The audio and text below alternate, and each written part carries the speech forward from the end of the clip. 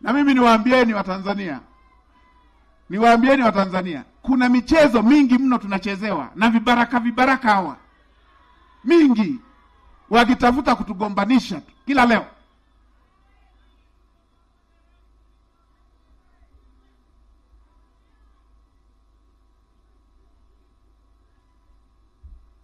Niliona ni aseme haya kwa sababu jambo la kijinga likirudiwa na lisifafanuliwe huanza kuonekana la maana.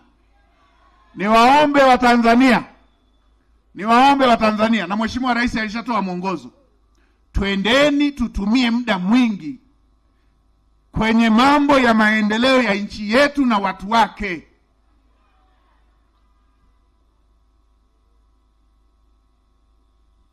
Hayo ndo mambo ya msingi.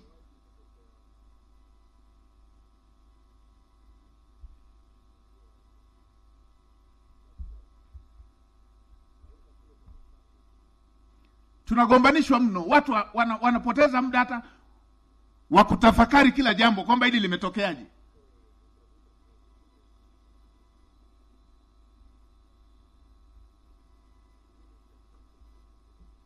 Unakaa hivi unasikia sister katekwa, unakaa hivi si padri katekwa, unakaa hivi. Nimeona mwingine jana tena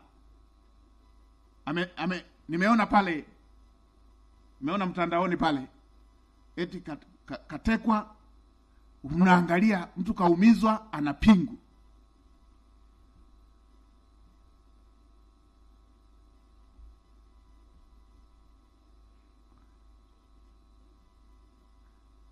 Hizi ni ajenda maalum. Hii ni michezo.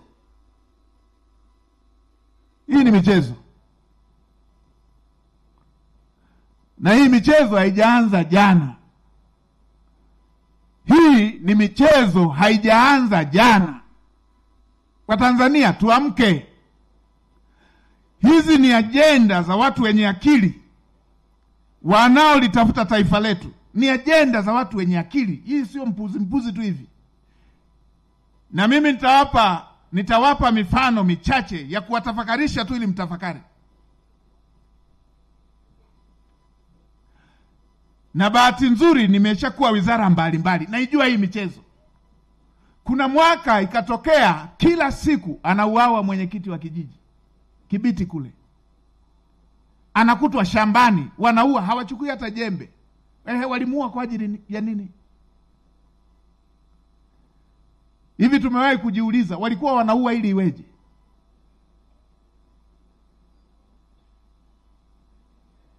Baada ya hapo wameuawa watu wengi. Haijawahi kuwa story kwa sababu wenye viti wengi wale walikuwa viongozi wa CCM. Haijawahi kuonekana ni serikali.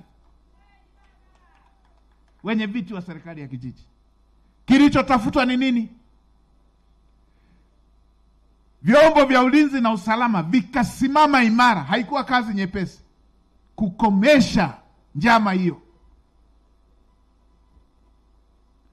Likatoka hilo, ukaja mwaka tunasikia mabomu yamerushwa kanisani. Meenda Arusha pale, bomu limerushwa kanisani. Walitaka kuchukua nini kanisani? Bomu la moto. Walitaka kuchukua nini?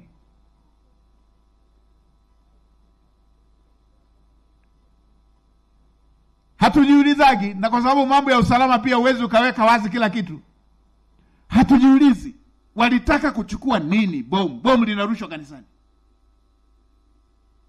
Imekaakaa, sijui haijaenda, sijui imekuaje. Sheka mwagiwa tindikali. Imekaakaa, sijui hatujaka. Askofu kamwagiwa tindikali. Hatujiulizi wanatafuta nini pale. Kuna mwaka kukawa na heka za siasa kubwa sana.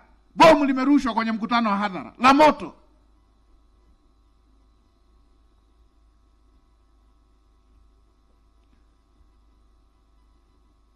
Hatukujiuliza walikuwa wanatafuta nini kwenye mkutano wa hadhara. Mkutano wa hadhara wa chama cha siasa. Wanatafuta nini? Hapo wanapima kwa sasa hivi ni wapi tukirusha itaonekana moja kwa moja ni hiki. Ikarushwa. Hatujiulizi. limerushwa bomu kanisani katika mwaka ambapo watajua itaonekana tu, itaonekana hapa pana mzozo wa kidini. Wanatutafutia mzozo wa kidini. Wamerusha kwenye mkutano wa hadhara wakitaka kutupeleka kwenye mzozo wa mambo ya kisiasa ya kiitikadi.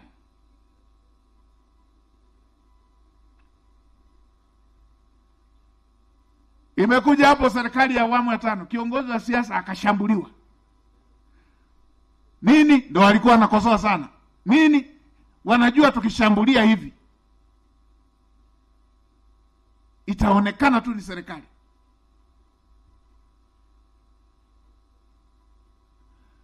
Leo tena wakatupeleka kwenye hatua ya kuonesha watu wachukiane. Watu wanaingia na mabomu ndani ya nchi yetu. Anakamatwa, anasema eti kuna insecurity. Nimeamua niende na mabomu kujilinda. Ni nchi gani watu wanaendaga na silaha kwenda kujilinda kwenye nchi isiyo yako? Wakiwa na target nini? Walijua tarehe 9 ya Disemba kutakuwepo na mikusanyiko, wanajiandaa, wanaingia na mabomu. Watanzania, kuweni macho. Hizi njama hizi ni njama zinazolenga kutugawa. Wanatekeleza jambo na wanaweka alama chungu zima kuwatengenezea hasira watu wachukiane.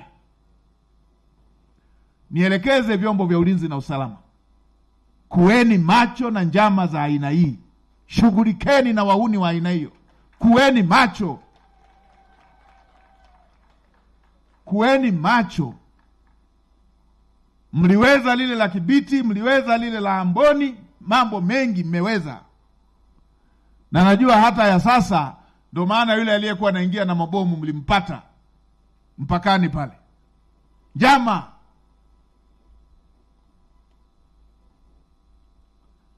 Ndio, kuweni macho kuhakikisha michezo ya aina hiyo. Lakini kuweni macho kuhakikisha usalama wa raia wetu. Niliona niyaseme haya, ndugu zangu wa Tanzania, kwa sababu mimi naijua, nimesoma sana haya mambo ya michezo hii ya kuyagawa mataifa, hasa yanayoendelea, na hasa yanapogundua rasilimali. Hivi tunavyoongea sasa hivi, Tanzania ni nchi ya 9 duniani kwa kuwa na madini mengi ya uranium, critical minerals. Ni namba 9 dunia nzima na ni ya kwanza kwa Afrika.